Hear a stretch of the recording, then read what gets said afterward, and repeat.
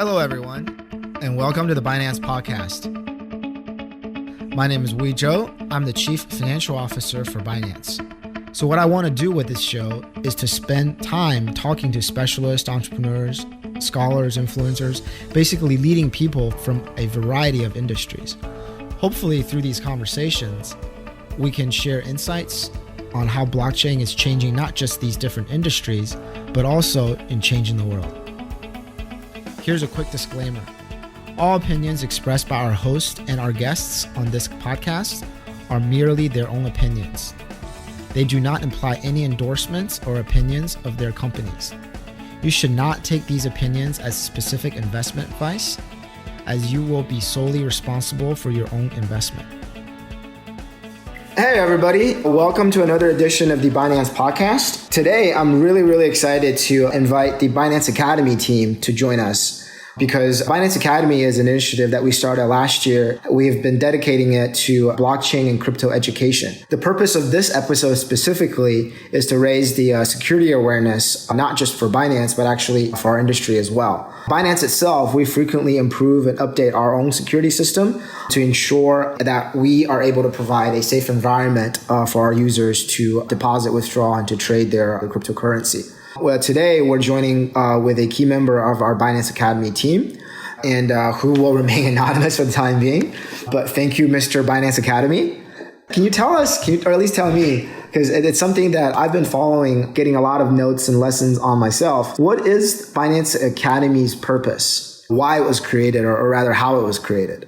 Yeah, so we initially created Binance Academy because we found whenever we were trying to do any research on any form of security related information or any cryptocurrency or blockchain education, it's very clear that everyone in the space has their own kind of agenda when coming to creating education. And that's not necessarily a bad thing. People need to earn their income. They need to build their site so it's sustainable, right? And so they add advertising and they have sponsorships. And it's very hard for the individual user to know whether they looking at an article that's purely fact-based or whether it's been influenced by a sponsorship, because a lot of people don't actually disclose whether an article is sponsored or paid for. So we created the Academy so that we could provide a entirely unbiased, neutral zone for people to go and access education related to cryptocurrency and blockchain and know that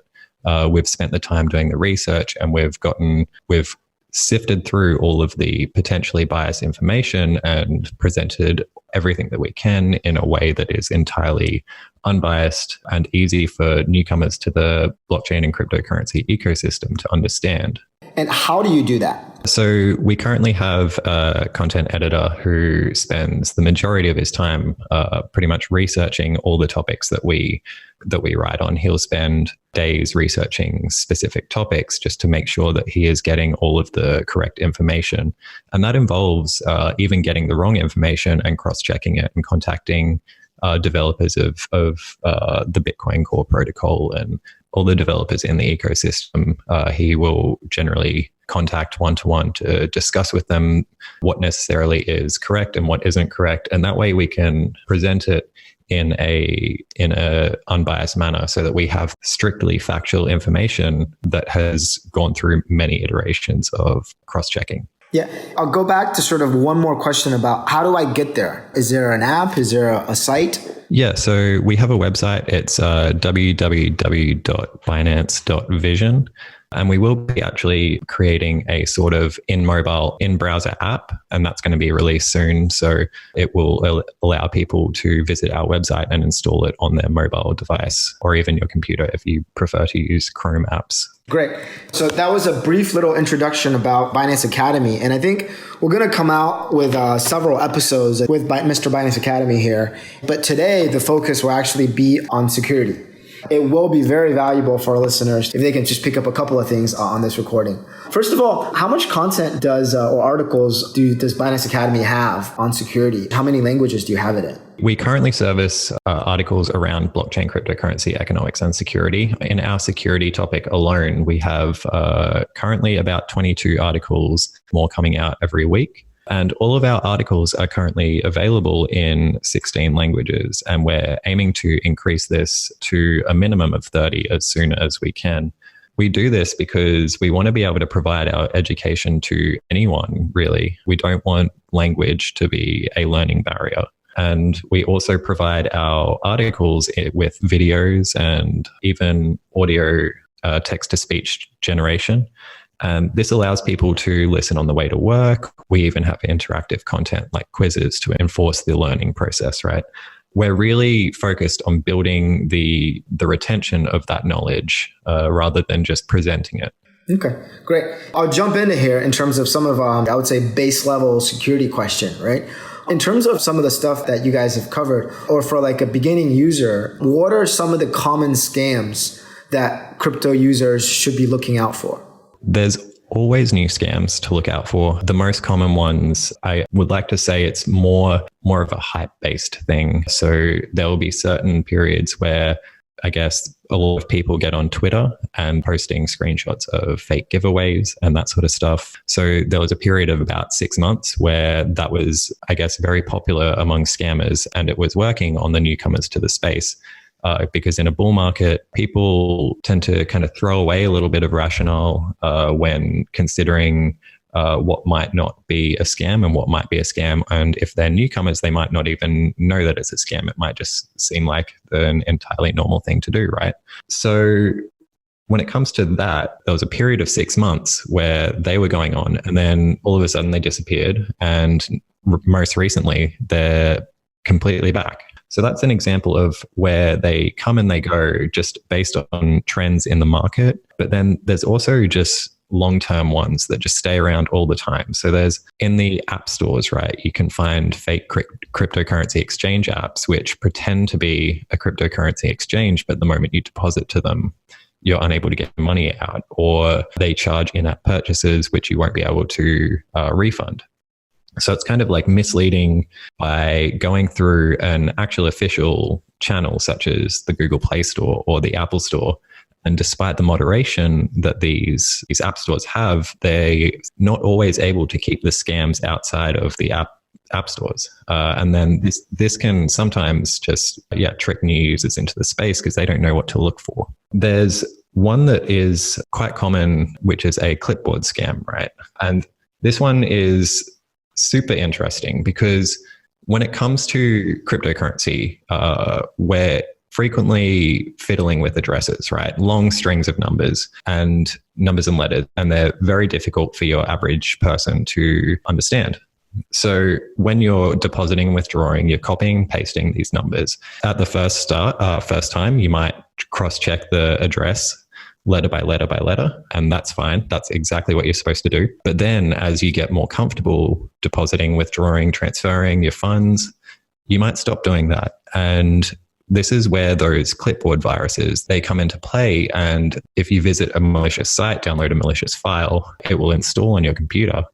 And when you copy and paste something, it won't copy and paste the address. It will copy and paste the attacker's address. And so you won't be sending the money to your other account. You'll be sending it to the attacker completely unknowingly, unless you check the address letter by letter. And this is something that we see quite commonly, and it's quite easily avoided as long as you have antivirus software on your computer. But it is something a lot of newcomers don't expect to find in the space. It sounds like a dark and scary world out there, man.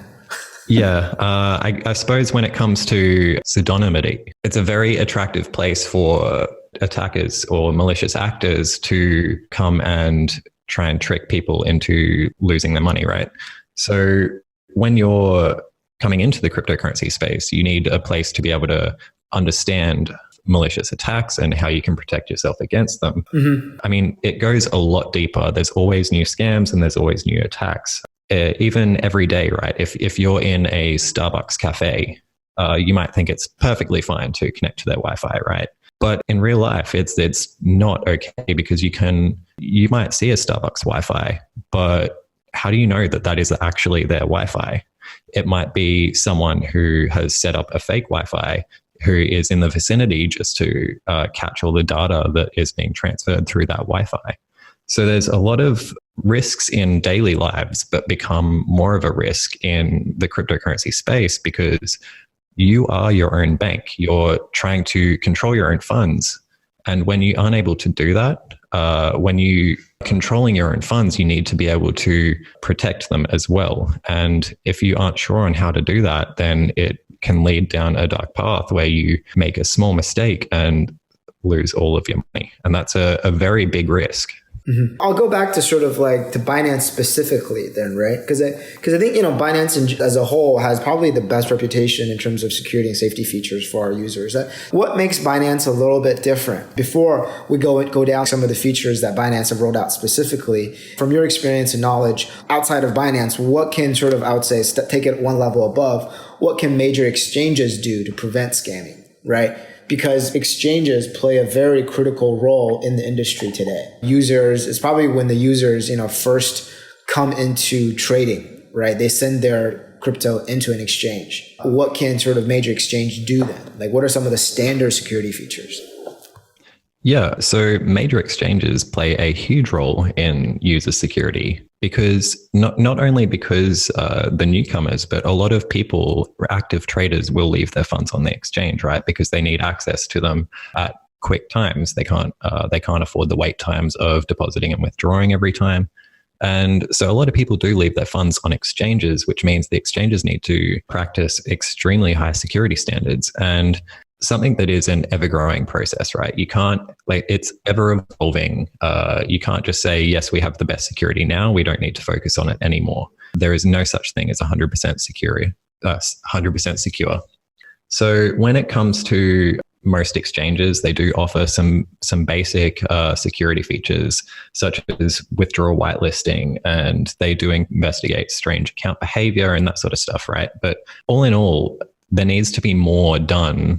And Binance is working on a way to really revolutionize how exchanges handle security, right? So right now, we do pretty much a lot of things when it comes to security. We offer YubiKey support, so FIDO2, which is Fast Identity Online, FIDO. We have enabled that recently in effort to reduce our users' vulnerabilities to phishing and getting their accounts compromised. Mm-hmm. We have a machine learning AI risk mechanism, right, which will detect any form of strange or unusual activity on an account if it is not from the original account owner. And there have been multiple times where we have used this, or this machine learning AI has protected our users. One case, it has stopped a few people from being a victim of a SIM swapping attack, where a malicious person will call up the telecom company and say, "Hi, my name is so-and-so. I need to reroute my phone calls and text messages to this other number." And so the telecom providers don't have a high security standard, and they will process that request. And so our systems are able to detect that. They'll see, okay, this person is logging in for the first time on a mobile device that has never been seen. That's a bit strange. And we can see that it's from a different IP. And all of these outlying factors will kind of align, and we'll be able to identify that this behavior is malicious, and we can lock the account down before the user loses any funds. Mm-hmm. And that's a very valuable thing when you are keeping your funds on an exchange, right? We also offer KYC control, which is more than just KYC AML regulation stuff. It offers enhanced security on accounts. So when you have KYC on your account, you're able to verify that you are the owner of that account. And if anyone ever gains access to the account, it's an easily recoverable process to get your account back, right? So we're able to verify that you're the direct owner, and we're able to verify that that person isn't the owner. So we can just lock the account and give it back to you and go through the processes of unlocking the account.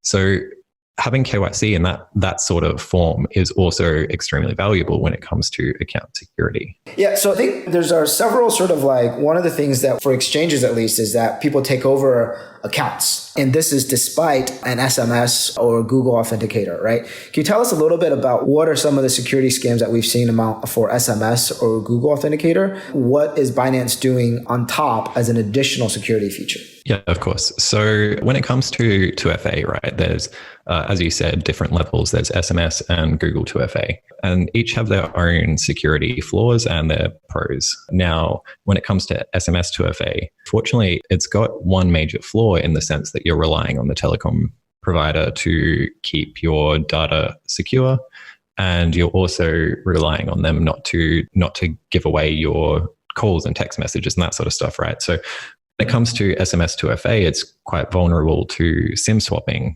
which I mentioned earlier. And then it's also vulnerable to phishing, right? So if you visit a site, say you try to go to Binance, you Google it and an ad pops up saying a cryptocurrency exchange, you just click on the top thing without even checking, and you end up on something called Binance or something, right? Like the URL different, but the interface looks the same. Quite a common thing with phishing.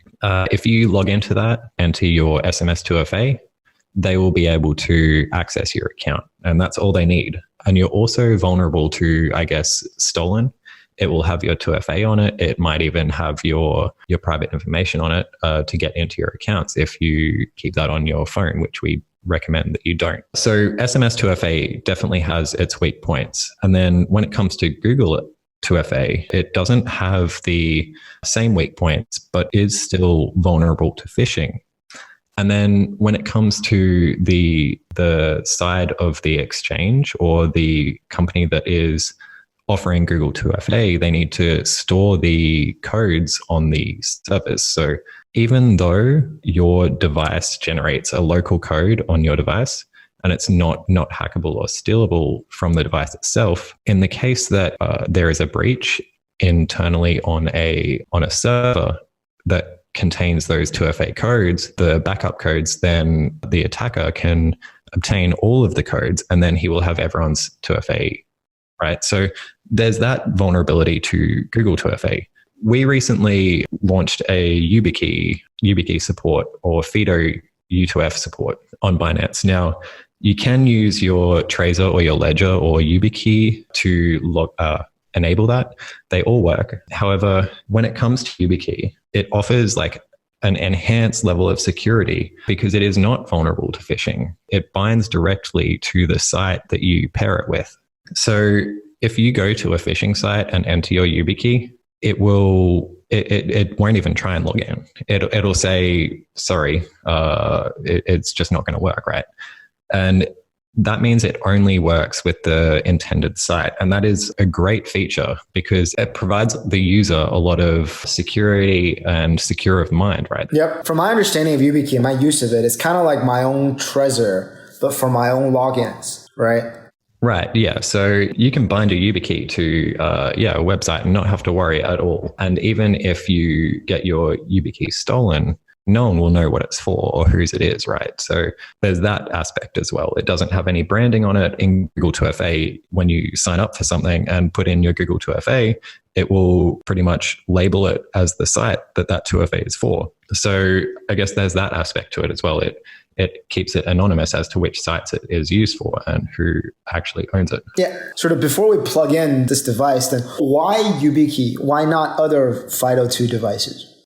So after doing some research, our security team did a lot of research in choosing to do YubiKey for our support, and because it offers an extremely user-friendly experience, right? There are other U2F devices that definitely work. Ledger and Trezor work. However, the user experience in pairing, and if you lose it, it's much more difficult to actually reset or anything like that. Every time you upgrade your Ledger, you need to reset your U2F, right? So there's that sort of aspect. YubiKey comes out of the box and it just works. It's very simple and just makes it much better for the end user. Okay, great. We'll go higher level a little bit. If you want a user to walk away from listening to this in terms of like the best practices that he or she can follow, just what are some of like 4 or 5 takeaways from protecting your own security you would sort of like advise people on? Yeah, so we have a lot of really good advice on Binance Academy when it comes to key takeaways, but just to pick a few,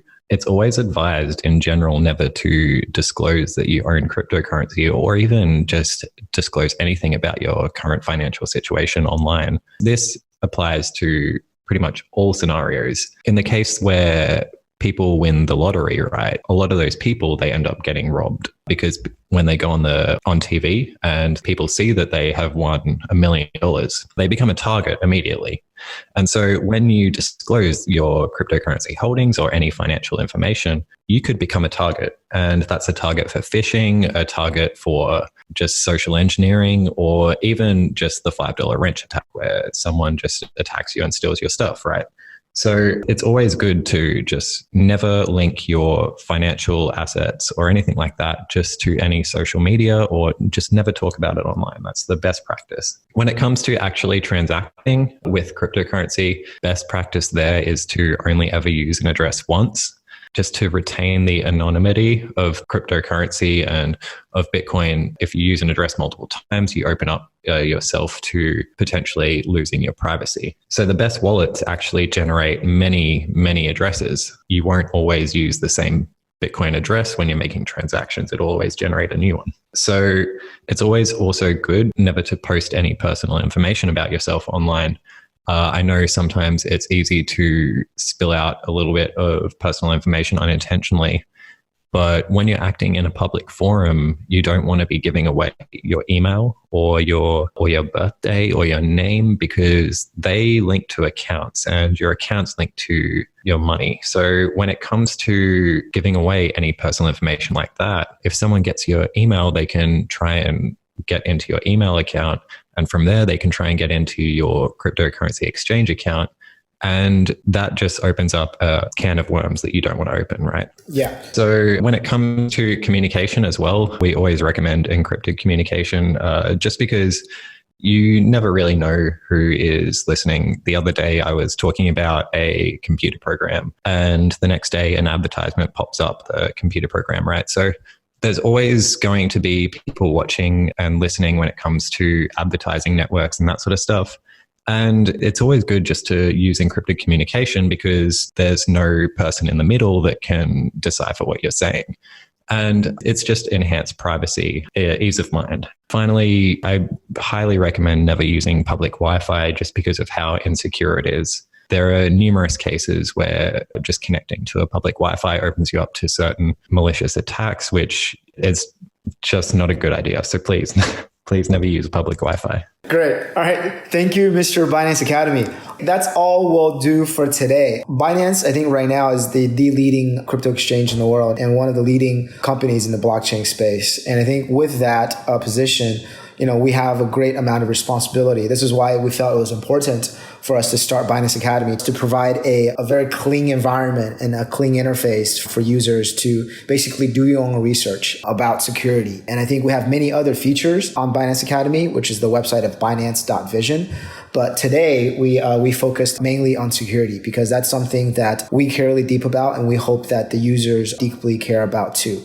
At the same time, I'll say that Binance will continue to upgrade our own security system. All the conversations that we covered today exist currently on Binance Academy, all the topics that we talked about. Within Binance, we are working with more AI features, machine learning features on risk control. But at the same time, we've also added a lot of login and security features later. We've also are currently working with a lot of the external vendors, such as YubiKey, to basically provide a safe environment for our users. Lastly, I want to say that Binance is currently working with exchanges, security and compliance firms, as well as other projects and community members collaboratively to make sure that we're all safe in this environment. All right. Thanks for listening, and I hope you'll join us again. Thank you for listening. I hope you enjoyed this interview as much as I did. If you like this show, please share this episode on Twitter, Facebook, Telegram, WeChat, or any other social media platforms. Please don't forget to subscribe to the Binance podcast, and see you next time.